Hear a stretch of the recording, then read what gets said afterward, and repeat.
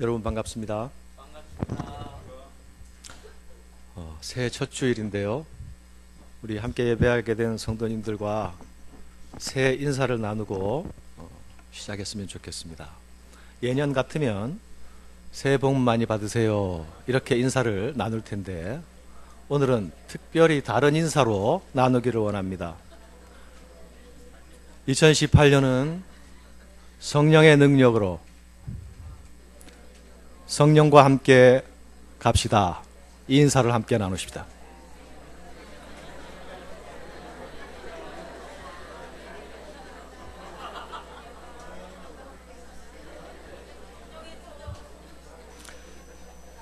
복 많이 받으세요보다 훨씬 구체적이죠. 올 한 해 우리가 붙들 기도 제목이었으면 좋겠습니다. 함께 기도드립니다.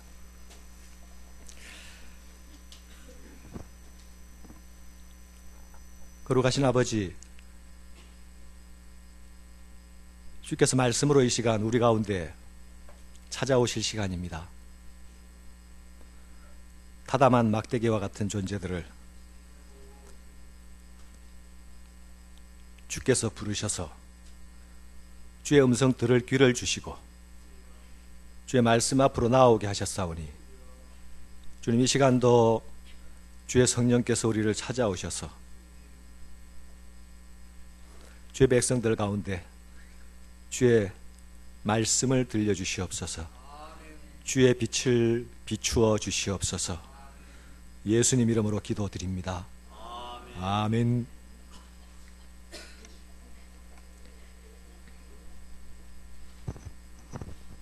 그리스도 안에서 사랑하는 성도 여러분, 사도행전이라는 책을 열자마자 우리는 이 사도행전의 저자가 내가 먼저 쓴 글이 있었다라는 진술을 접하게 됩니다.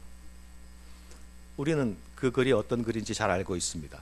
바로 누가복음서이죠. 누가복음과 사도행전은 두 개의 책으로 되어 있는 것이 아니라 사실 한 권의 책의 상편, 하편이라고 할 수 있습니다. 사실 맨 처음에는 이 누가의 글이 상편 한편이 함께 묶여져서 읽혀졌습니다. 그런데 초대교회에 4개의 복음서가 완성되자 초대교회는 복음서에 해당하는 4권의 책을 묶어서 회람하기 시작했습니다. 복음서 4개가 묶이자 누가복음과 사도행전은 분리된 책이 되어버렸습니다. 그것이 지금까지 우리가 사도행전을 뒤에서 만나게 되는 이유입니다. 새해를 시작하면서 우리의 묵상은 사도행전으로 시작합니다. 이것은 참 의미 있는 일이라고 생각됩니다.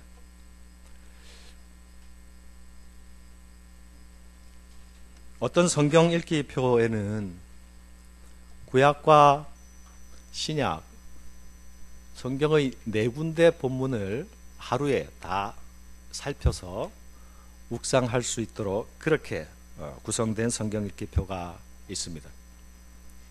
거기에 보면 시작의 책 창세기, 그리고 시작의 책 느헤미야가, 재건의 책 느헤미야, 그리고 또 시작의 책 사도행전, 이렇게 함께 엮어져 있는 것을 볼 수 있습니다. 모두 새로운 시작, 성경에서 새로운 시작을 말하는 부분들이기 때문에 그렇죠. 우리는 달력이 넘어가면 새로운 시작이 되는 것으로 여깁니다. 그죠? 사실 새로워지는 것은 없지만 달력이라도 넘기면서 새 페이지를 보면 뭔가 새로워질 것을 다시 기대하게 되잖아요. 성경은 무엇이 새로워지는 것인가에 대하여서 다른 방식으로 접근합니다. 사도행전은 새로운 일에 대한 시작을 알리는 책인데 그것은 위로부터 임하시는 어떤 일, 성령 강림으로부터 시작되는 것이라고 밝히고 있습니다. 누가가 두 번째 책을 시작하면서 먼저 쓴 글에 대한, 소위 누가복음서에 대한 내용을 간단하게 요약해 주고 있죠. 그것이 오늘 읽은 서문에 나타나고 있습니다. 그 첫 번째 내용이 무엇입니까? 예수께서 행하시고 가르치심을 시작하심부터 승천의 날까지의 기록이 첫 번째 책, 먼저 쓴 글의 내용이라는 것입니다. 이것이 복음서의 내용입니다. 우리는 이 사실을 이미 잘 알고 있습니다. 그러나 다시 확인해 봅시다. 누가복음 1장 1절부터 4절에서 누가가 이 먼저 쓴 책의 저술 이유, 그리고 저술 방식이 무엇인지에 대해서 기록해 놓고 있죠. 우리 중에 이루어진 사실에 대하여 처음부터 말씀의 목격자 되고 일꾼된 자들의 전하여 준 그대로 내력을 저술하려고 붓을 든 자들이 많은지라 모든 일의 근원부터 자세히 미루어 살핀 나도 데오빌로 각하께 차례대로 써보내는 것이 좋은 줄 알았노니 이는 각하로 그 배운 바의 확실함을 알게 하기 위함이다. 되어진 일의 근원부터 자세히 살펴서 차례대로 써보내는데 그 이유는 당신이 배운 바의 확실함을 알게 하기 위함이다. 사랑하는 여러분, 오늘 제가 여러분들과 나눌 말씀은 아마도 여러분들이 모두 이미 들어 알고 있는 내용일 것입니다. 아마 새로운 내용이 거의 없을 것입니다. 그래서 오늘 듣지 못한 새로운 이야기를 들어야겠다라는 분들은 어쩌면 크게 실망하실지도 모르겠습니다. 그런데 여러분, 우리가 이미 듣고 이미 배워서 이미 읽어서 알고 있는 내용들이 얼마나 굉장한 것인가를 우리가 다시 살펴보아야 할 이유가 있는 것입니다. 그것이 우리가 배운 바의 확실함에 근거하여서 예수의 사람으로, 새 시대의 사람으로 살 수 있게 해주는 힘입니다. 누가의 진술에 의하면 누가 자신이 저술한 이 저술은 누가의 상상력에 근거한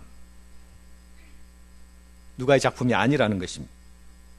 상상에 근거한 작품이 아니라 예수께서 역사적 존재로 이 땅에 오셨고, 그리고 누가가 기록하고 있는 사실들은 그야말로 우리 중에 이루어진 사실, 요즘 사람들이 자주 사용하는 팩트에 관한 내용이다라는 것입니다. 팩트에 대한 진술, 무엇에 관한 팩트입니까? 예수에 대한 팩트입니다. 후대 사람들로부터 그는 역사가였다 라고 평가받는 이 누가가 이 모든 사실들을 미루어 다시 살폈습니다. 그리고 한 사람 데오빌로를 위하여서 이 책을 헌정했습니다. 그 헌정의 이유는 이 책을 읽는 사람이 배운 바의 확실함 가운데 거하게 하기 위해서입니다. 사랑하는 여러분, 예수님에 관한 이야기를 우리는 들어서 알 수도 있습니다. 그러나 그렇게 아는 것이 확실함 가운데 거하게 되지 못할 때에는 우리가 들어서 아는 이야기가 우리를 견고케 해주는 것이 될 수 없습니다. 확실하지 않은 것으로부터 우리의 믿음이 세워질 수가 없습니다.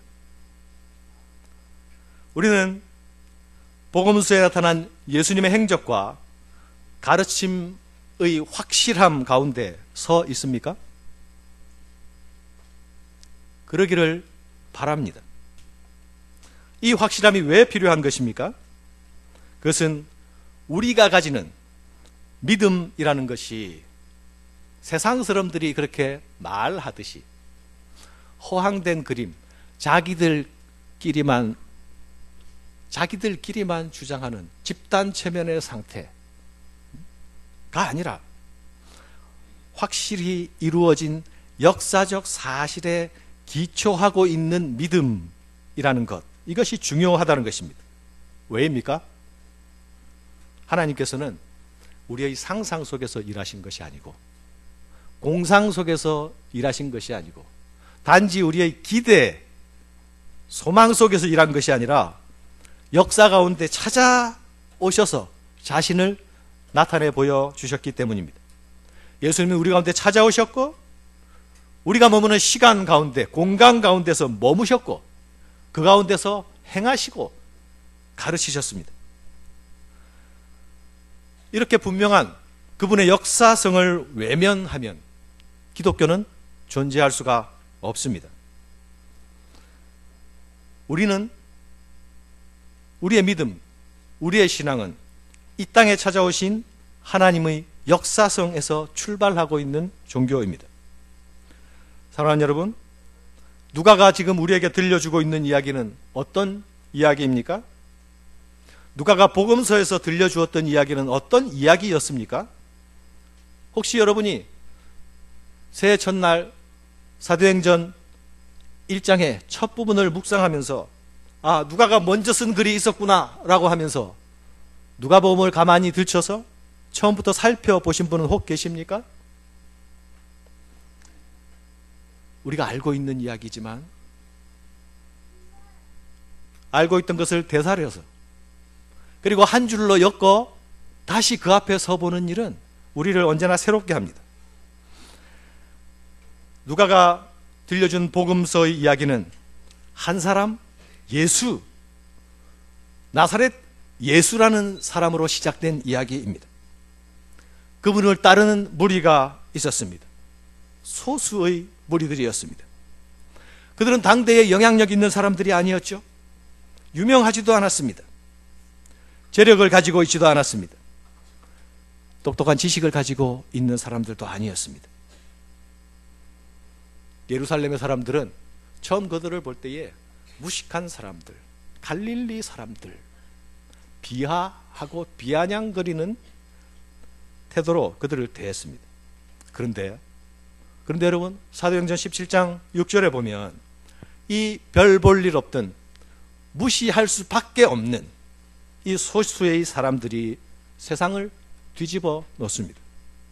세상을 소란케 하는 자들, 세상을 요동치게 하는 자들로 변해 있습니다.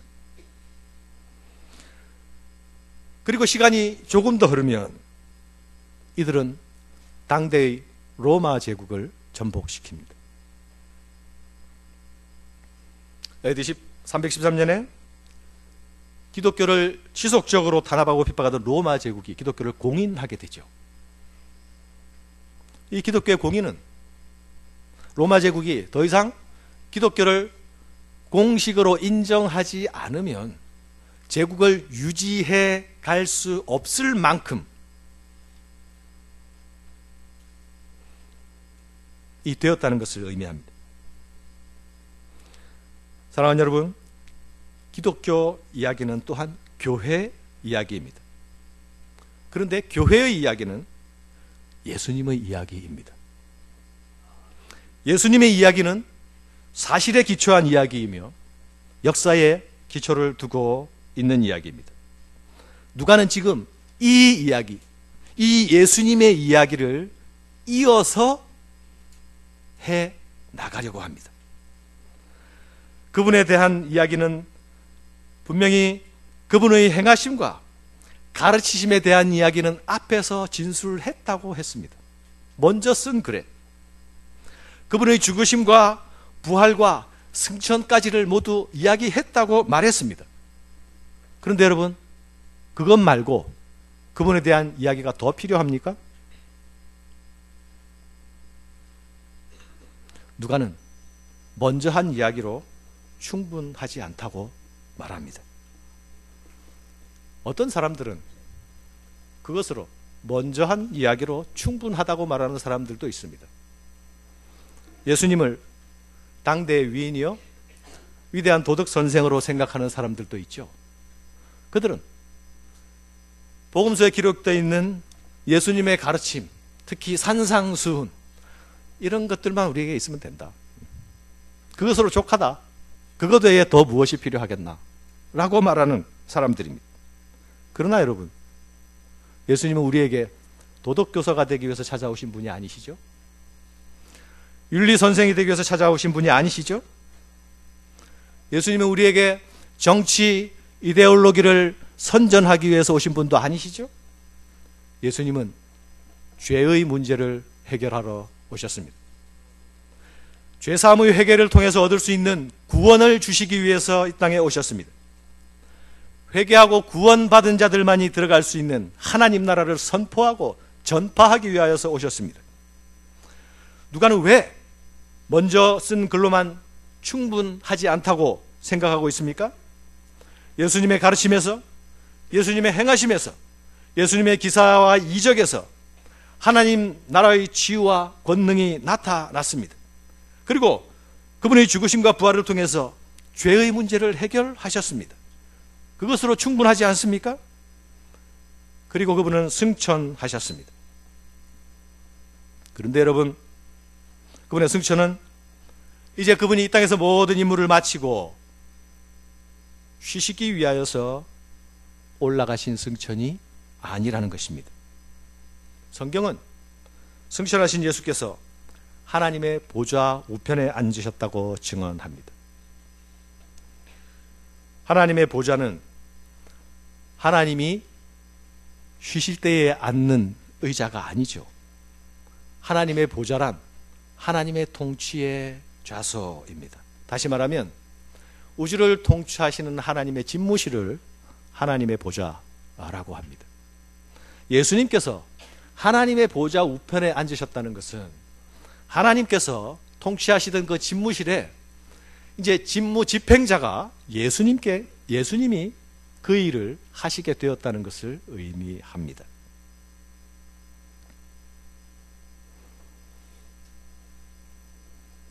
예수님께서 승천하신 것은 그분의 사역을 모두 마감하고 쉬시기 위해서 원래 있던 자리로 돌아가신 것이 아니라 이제 본격적으로 천상의 집무실에서 예수님의 통치 대권을 행사하시기 위하여 하늘로 오르신 것입니다. 사랑하는 여러분, 그러므로 예수님의 승천은 결코 역사의 무대 뒤로 사라지기 위함이 아님을 말하는 것입니다.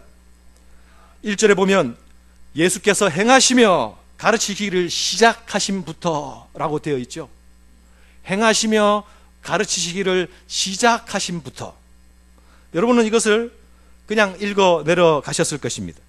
그런데 여러분, 본문의 진술을 자세히 들여다보십시오. 여기에 시작이라는 말을 빼고 한번 읽어봅시다. 그냥 예수께서 행하시며 가르치심부터. 의미가 달라집니까? 자연스럽게 이어지죠. 복음서의 진술이 어디부터 어디까지인가를 말하는 데는 아무런 영향이 미치지 않습니다. 그런데 누가는 여기에 행하시며 가르치시기를 시작하심부터라는 시작이라는 단어를 일부러 콕 집어서 사용하고 있습니다.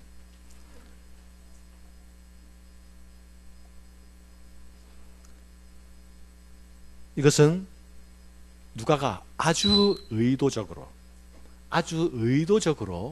이 단어를 삽입했다는 이야기입니다. 다른 말로 하면 1절에서 가장 강조하고 가장 큰 의미가 들어있는 말은 이 시작이라는 말입니다. 예수께서 시작하셨다. 예수님이 이 땅에 오셔서 그분의 사역을 시작하셨습니다. 그러나 그분이 승천하셨다고 해서 그분의 사역이 종결된 것은 아닙니다. 예수님이 이 땅을 떠나신 것은 그분의 사역이 종결된 것이 아니라 그분의 사역이 지속되기 위해서 필요했던 일입니다. 그분은 지금도 일을 하십니다. 이 땅에서 이 성과 각 천을 두루 다니며 행하셨던 그분께서 가르치고 치유하셨던 그분께서 이제는 천상에서 일하시는 것입니다.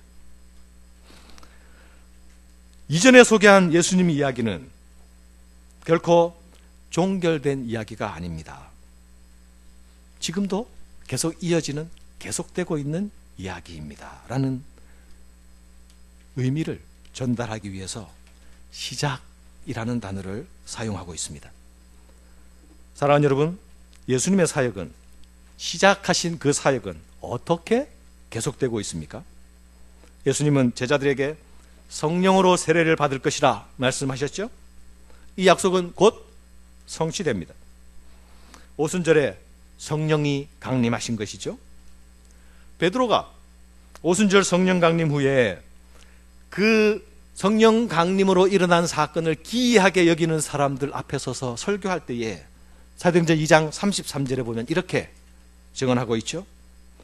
하나님이 오른손으로 예수를 높이시매 그가 약속하신 성령을 아버지께 받아서 너희가 보고 듣는 이것을 부어주셨느니라.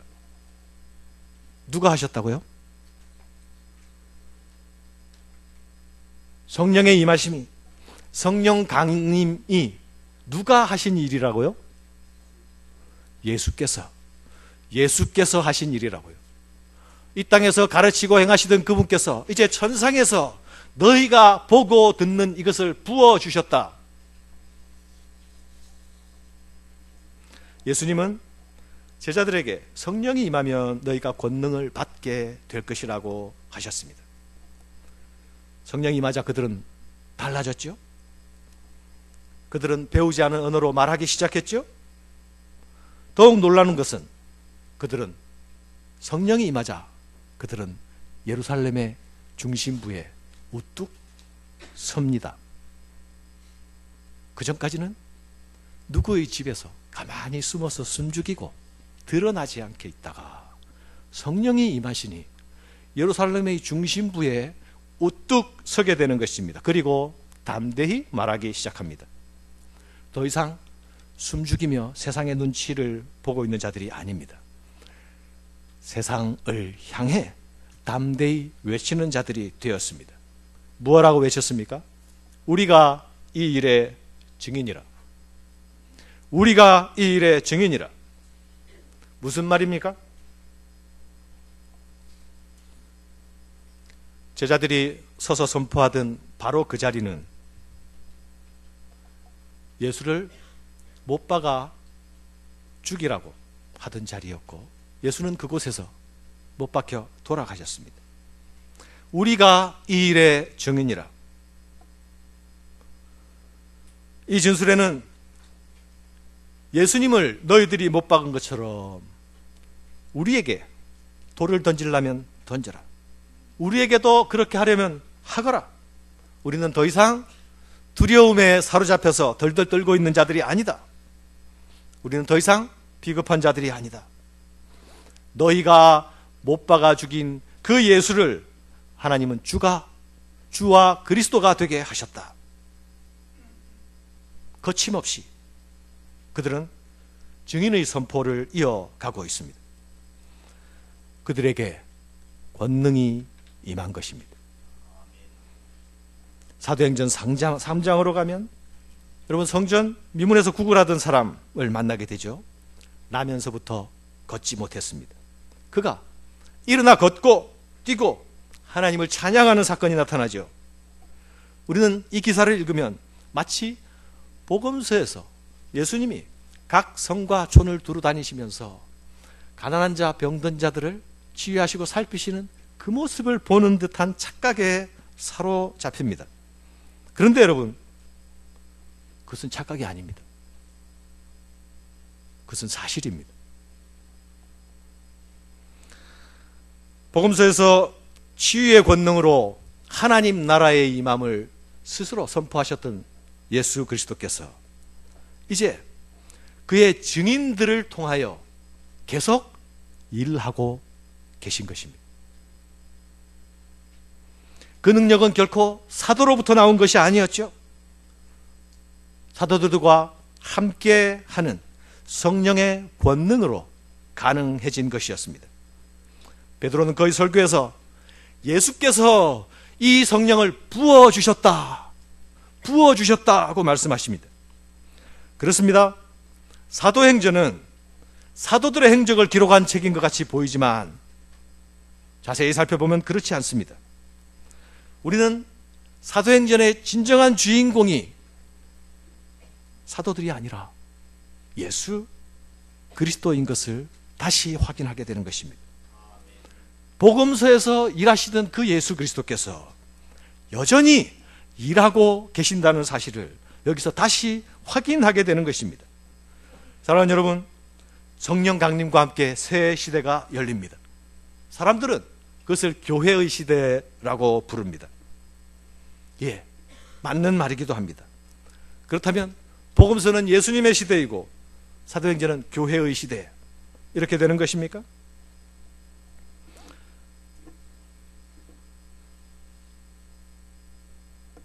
더 엄격하게 말하면 복음서도 예수의 시대이고 교회 시대도 여전히 예수 그리스도의 시대입니다. 복음서에서 이 땅에서 일하시던 예수님은 이제 천상에서 일하십니다. 사도들의 시대와 교회의 시대는 천상 하늘 보좌에서 통치하시는 예수 그리스도의 시대입니다. 이 예수 그리스도의 통치와 이 예수 그리스도께서 여전히 행하시는 일이 누구를 통하여서 나타납니까? 바로 증인들을 통하여서 나타나는 것입니다. 부활의 증인들을 통하여서 나타납니다. 우리가 사도행전 2장 말미에서 1장 말미에서 가롯 유다로 인해서 제자들 중에 한 자리가 결혼이 생기죠. 그 빈자리를 메우기 위해서 새로운 사도를 뽑을 때의 조건이 무엇이었습니까? 묵상한 지 며칠 안 되잖아요, 그죠? 다 기억할 수 있잖아요. 우리와 더불어 예수의 부활을 증언할 사람, 우리와 더불어 예수의 부활을 증언할 사람. 사도들의 제1임무는 십자가에 죽으신 예수가 부활하셨다라는 것을 증언하는 증인의 역할입니다.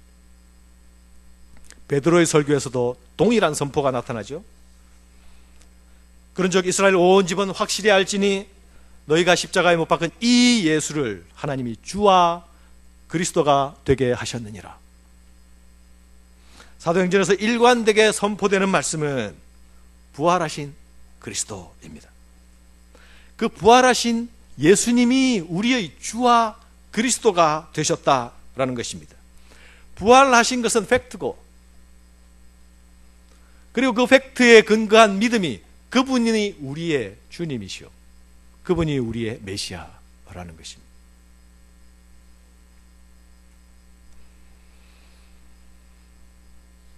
그분은 결코 하늘에서 쉬시고 계시는 분이 아니십니다. 여전히 우리를 위하여 일하시는 분이십니다. 여러분, 우리 신정집회 때에 성소에 대하여서 배웠습니다. 그죠? 성소에 들어가면 등잔, 이 떡상을 정확히 향하고 있다, 아주 강조해서 이야기했죠. 등잔의 불빛이 떡상을 정확히 비추고 있다.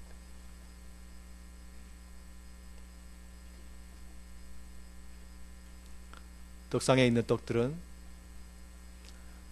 하나님의 백성 이스라엘을 의미하고, 그리고 그 비추시는 불빛은 하나님께서 그 이스라엘 향하여 언제나 주목하고 계시고 그 이스라엘을 계속 품고 계시는 것이 등잔의 불빛이 떡상을 향하여 계속 비추어지고 있는 것으로 나타나고 있습니다. 구약 백성들에게는 성령께서 자기 백성을 위하시고 향하시고 함께 하시는 것이 그런 그림으로 희미하게 전달되었습니다. 그런데 이제 예수의 십자가 부활 사건을 통하여서 희미하게 그림으로 전달된 메시지가 이제 몸으로, 눈으로 체험할 수 있는 분명한 오심으로 우리에게 나타나게 된 것입니다. 사랑하는 여러분, 그분은 일하시기 시작하셨으나 아직 그 일을 멈춘 적이 없습니다. 주님이 다시 오실 때까지 그분은 여전히 일하시고 행하실 것입니다. 천상에서 통치하시는 그분이 누구와 더불어 일하신다고요? 부활의 증인들과 함께 일한다고요. 교회와 더불어 일하신다고요. 여러분과 더불어 일하시길 원하신다고요. 교회는 예수 그리스도의 일을 하는 것입니다. 사람에게 위임된 일이 예수께서 직접 하시면 완벽하고 정확할 텐데, 사람에게 위임된 일이 예수께서 직접 하시는 것처럼 그렇게 이루어질 수 있을까요? 그런 비관론이 우리에게 있지 않습니까? 그런 의문이 있죠. 왜냐하면 아무리 완벽한 것도 우리를 통과하면 비뚤어지게 되니까. 교회에 비뚤어진, 교회에 일그러진 얼굴들이 모두 그런 것들 아닙니까? 비뚤어진 빛이 비추어져서 교회가 일그러져 있습니까? 우리를 통과하면서 생긴 굴절이 일그러진 상들을 만들어내는 것 아닙니까? 그러나 여러분, 그럼에도 불구하고 그리스도께서는 우리와 더불어 일하기를 원하십니다. 부활의 증인들은 그리스도의 일을 합니다.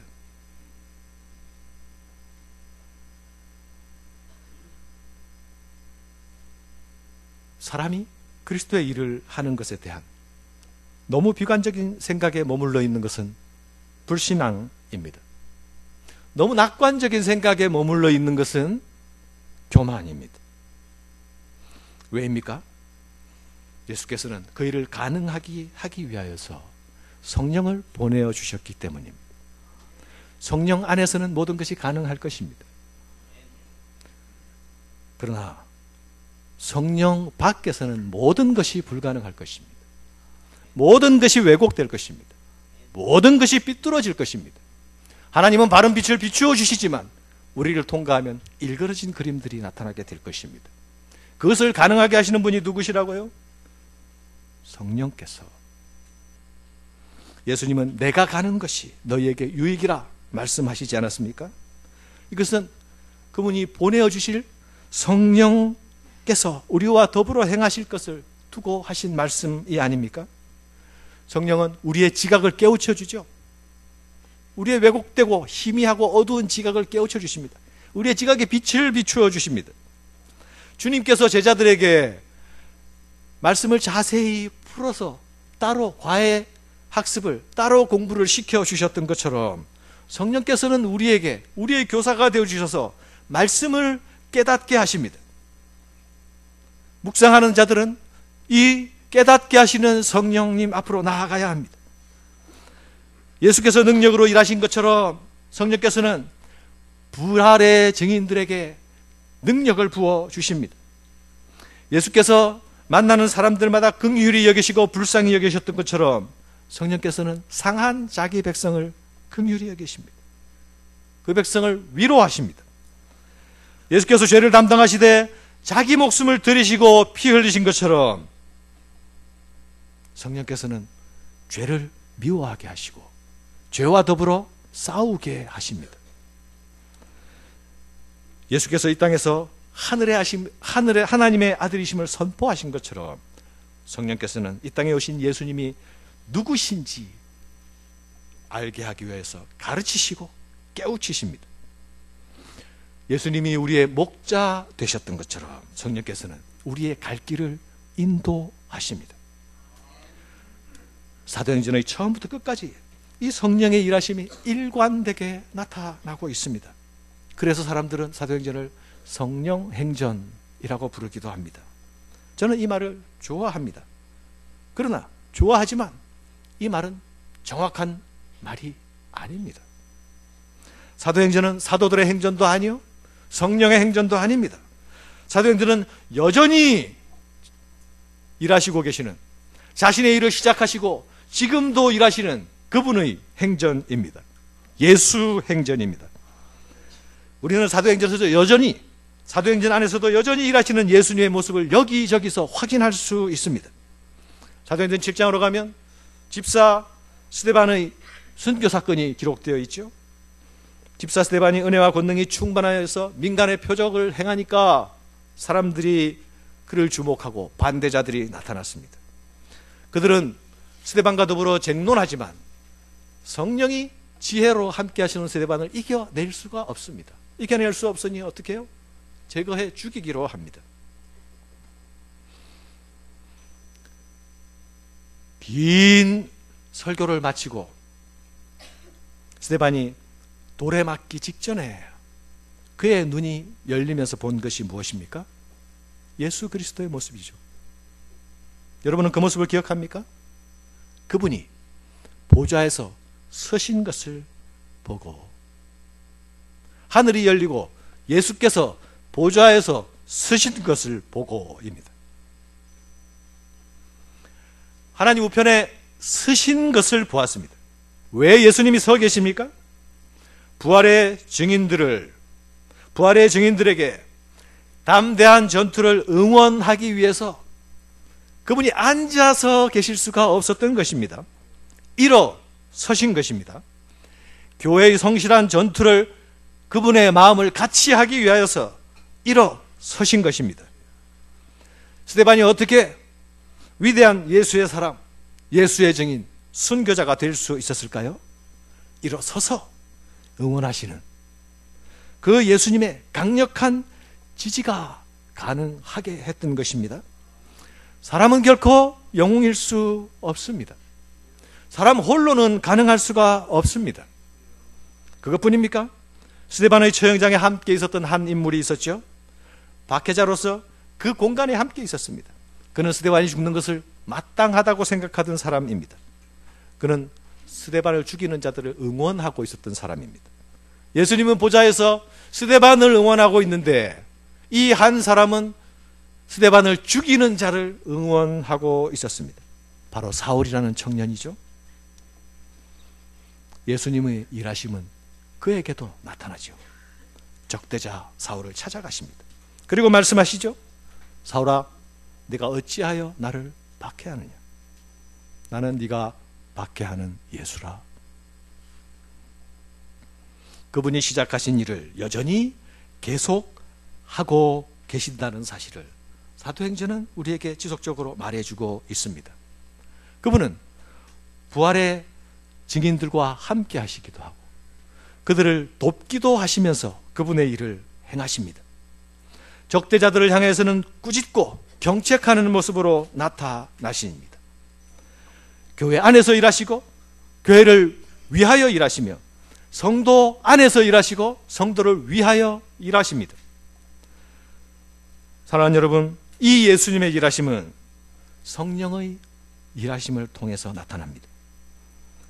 그래서 예수님은 제자들에게 예루살렘을 떠나지 말고 아버지의 약속하신 것을 기다리라고 당부하신 것입니다. 왜입니까?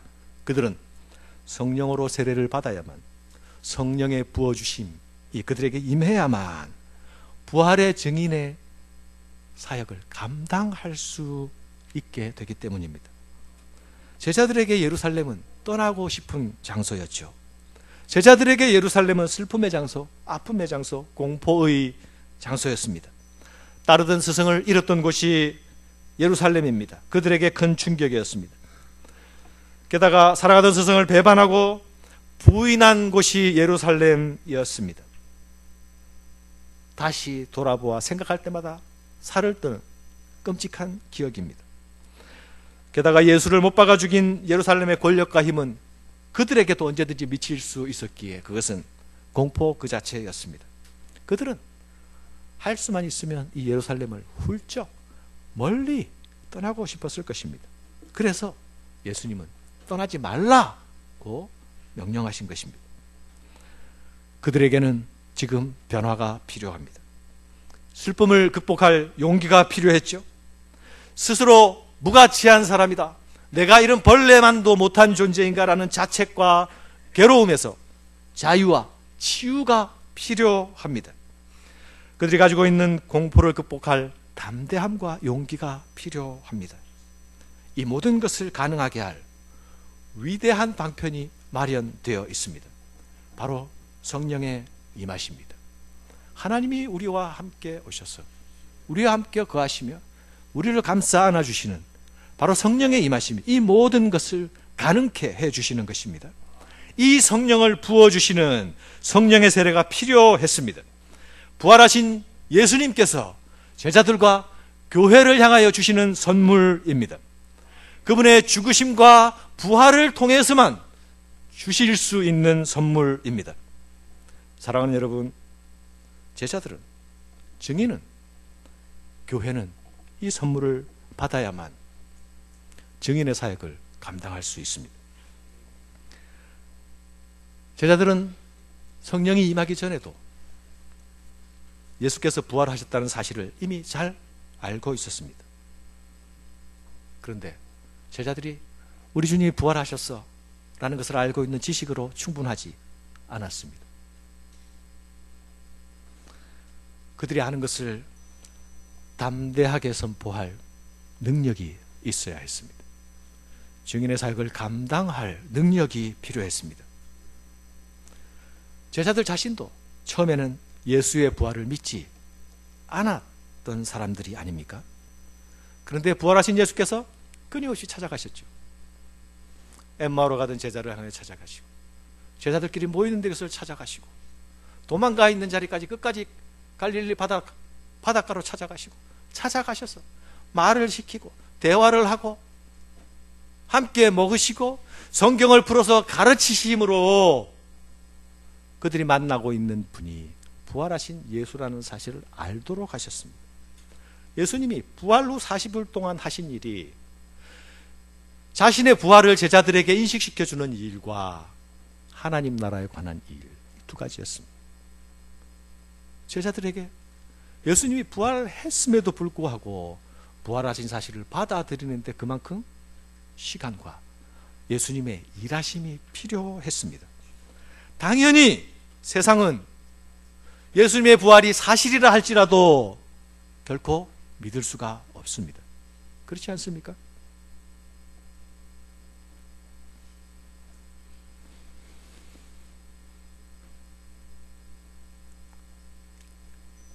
누가복음 24장 45절로 47절에 보면 이에 그들의 마음을 열어 성경을 깨닫게 하시고 또 이르시되 이같이 그리스도가 고난을 받고 제3일에 죽은 자 가운데서 살아날 것과 또 그의 이름으로 죄사함을 받게 하는 회개와 예루살렘에서 시작하여 모든 족속에게 전파될 것이 기록되었으니 너희는 이 모든 일의 증인이라. 여러분, 스스로 믿지 않는 자가 그 일의 증인이 될 수 있습니까?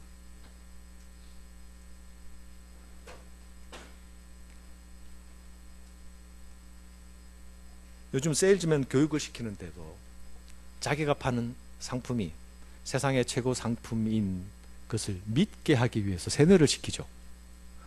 그래야만 자신 있게 팔 수 있으니까. 사실은요, 우리 상품은 세상에서 세 번째거든요. 1번, 2번 따로 있거든요. 이러면 팔 수가 없는 거죠. 그죠? 그 세뇌를 시킵니다. 제자들이 세뇌되어서 부활의 증인이 된다면 제자들이 정신을 차릴 때 어떻게 되겠습니까? 모든 것이 한순간에 무너질 일이 아닙니까? 제자들은 이 모든 일의 증인이 되어야 할 사람들입니다. 예수께서 부활 후 40일 동안 행하신 일은 이 증인이 되기 위해서 필요한 특수 학교를 제자들에게 열어주셨던 것입니다. 부활은 역사적 사실입니다. 그러나 제자들은 그 사실을 접하고 믿지 못했습니다. 세상도 마찬가지입니다. 부활은 일어났지만 세상 그 사실을 믿을 수가 없습니다. 그러나 교회가 선포해야 할 영원한 메시지는 이 부활하신 예수가 주와 그리스도라는 사실입니다. 제자들이 부활의 불신자에서 부활의 증인이 되었듯이 세상은 제자들을 통하여서, 세상은 교회를 통하여서 부활하셔서 다스리고 있는 이 예수 그리스도의 통치를 받아들여야 합니다. 죄사함과 회개를 통하여서 그분 안으로, 그분의 나라로 들어와야 합니다. 증인은 부활하신 주께서 주시는 성령의 능력으로 그 일이 가능한 일이 되도록 감당하는 자들입니다.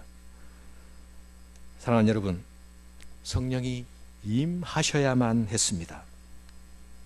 그래야만 그들이 예루살렘을 떠날 수가 있었습니다.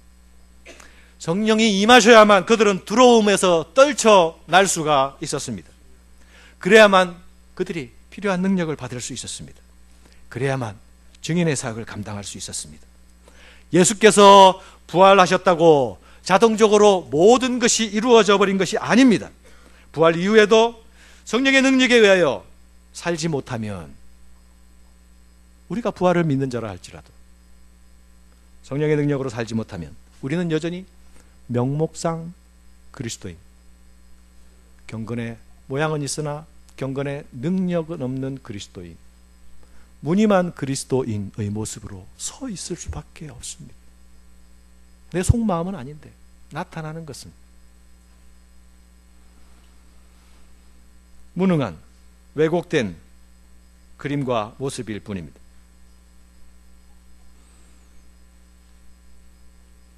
성령이 임하시지 않으면 우리는 여전히 우리 주위에 나를 감싸고 있는 문제들에 매달려 있을 수밖에 없습니다. 우리가 사는 동안 문제 없이 살 수가 있습니까? 우리가 숨을 거두는 날까지 문제는 계속 있게 될 것입니다. 그런데 문제에만 매달려 있으면 우리는 어떤 시야를 잃습니까? 부활하셔서 지금도 일하시며 통치하시는 예수께 우리의 시선을 두는, 보좌에 계신 어린 양께 시선을 두는 그 시선을 잃어버릴 수밖에 없지 않습니까?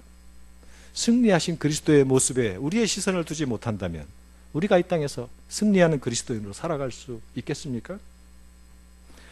성령이 임하시지 않으면 우리는 결코 땅끝까지 나아갈 수가 없습니다. 우리를 메고 있는 족쇄들에 채워져서 여전히 현실 속에 파묻혀서 제자들이 나는 물고기 잡으러 갈래, 물고기 잡다가 생을 보내며 죽어버리는 그런 인생 가운데로 전락해 버릴 수 있는 것입니다. 성령이 임하지 않으시면 우리는 하늘 백성이지만 하늘 백성으로 살 수가 없습니다. 우리에게 필요한 것은 이 성령의 임하시며 성령의 임하심으로 우리에게 함께 하시는 그분의 능력입니다. 말씀을 맺겠습니다. 오늘 우리는 교회사의 첫 장을 여는 그 첫 책의 서문을 살폈습니다. 예수 그리스도께서 계속 일하고 계신다라는 사실을 확인했습니다. 그분은 천상에서, 천상의 보좌에서 지금도 일하고 계십니다. 사도를 통하여 일하시며 성령과 함께 그 일이 가능하게 하십니다. 그러나 우리가 묵상을 시작한 이 사도행전은 두 번째 책이지만 미완의 책입니다. 여러분이 사도행전을 이미 읽어보셔서 잘 알겠지만 사도행전은 종결된 형식으로 끝나지가 않죠.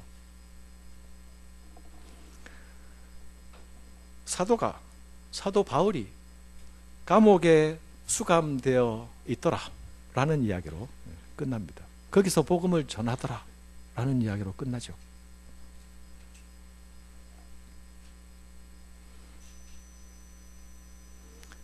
이것의 의미가 무엇입니까?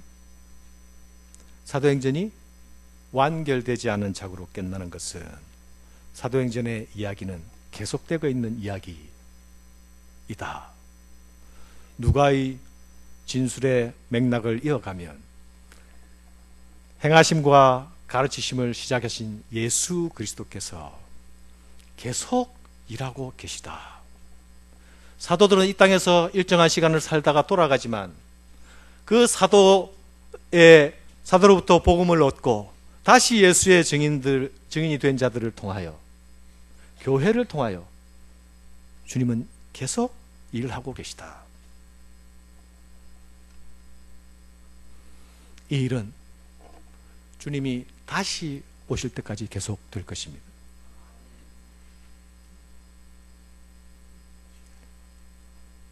어찌하여 하늘을 바라보느냐? 예수님이 승천하신 모습을 보고 있는 자들을 향해서 천사가 이야기했죠. 주께서 너희가 본 그대로 오실 것이다. 주님이 다시 오실 때까지 그분은 교회와 더불어 일하실 것입니다. 성령과 함께 일하게 하실 것입니다. 그분과 함께 승리하게 하실 것입니다. 우리는 성경의 제일 마지막 책 계시록으로 가면 죽임 당하신 어린 양이 승리하셨다는 찬양의 선포를 듣게 되는 것입니다. 그분의 궁극적인 승리가 이미 우리에게 선포되어졌습니다. 어린 양과 함께하는, 어린 양이 어디로 가든지 어린 양을 따라가는 자들은 그 승리의 대열에 참여하는 자들입니다. 교회는 궁극적으로 승리에 참여하는 자들입니다. 성도는 궁극적으로 승리하는 자들입니다. 그러나 이 승리는 어떻게 간다고요? 성령의 인도하심과 함께 갈 때에 어린 양이 어디로 가든지 따라가는 일은 우리의 육으로 가능하지 않은 일입니다. 성령과 함께 감으로 성도가 성도됨을 이루고 교회가 교회됨을 이루며 성령과 함께 감으로 예수께서 지금도 통치하시는 그 통치가 우리 가운데, 교회 가운데, 이 땅 가운데 나타날 것입니다. 누구와 더불어?